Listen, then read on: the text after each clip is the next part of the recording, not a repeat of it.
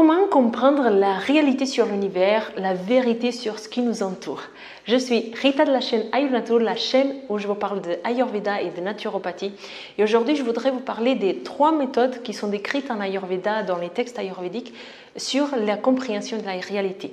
Si vous ne me connaissez pas encore, moi et ma chaîne, je vous invite à jeter un coup d'œil sur l'initiation à l'Ayurveda. C'est une formation qui est gratuite ici sur la chaîne. Il y a une playlist qui est dédiée à ça. Et je vous invite à liker, vous abonner et commenter à la fin de cette vidéo sur ce que vous avez pensé.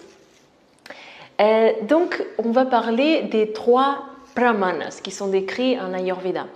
Donc, dans cette science, on va essayer de comprendre la réalité vivante, en fait. Donc, c'est l'étude de la vie, du corps et du mental, en fait.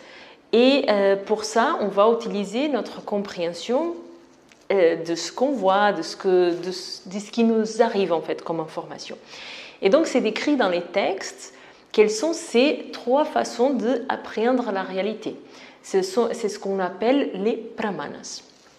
Donc, le premier pramana, c'est le pratyaksha pramana.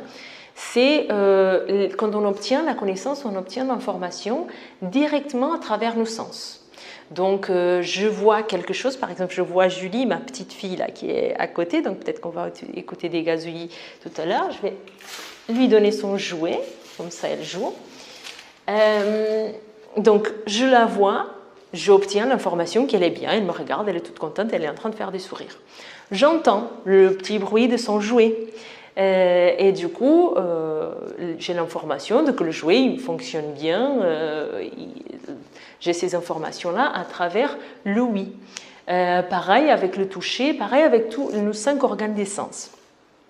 Ce qu'on s'aperçoit avec ce premier pramana, c'est que dans ce pramana, dans cette perception de la réalité à travers nos 5 organes de sens, on se rend compte que ces 5 organes de sens, ils ne prennent pas toute la réalité. Parce qu'il y a des infrarouges qu'on ne voit pas, il y a des ondes radio où on obtient le son, donc on sait qu'elles existent, mais on ne les a pas vues passer. Donc il y a la perception de la réalité à travers nos 5 sens, elle est quand même limitée. En deuxième, on va avoir le Anumana Pramana, qui est en fait cette notion c'est une information, une connaissance qu'on va obtenir par inférence. C'est-à-dire, l'exemple classique, je vois de la fumée, je vais inférer qu'il y a du feu derrière.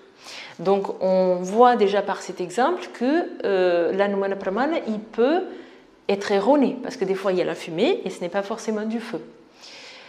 Et après, on a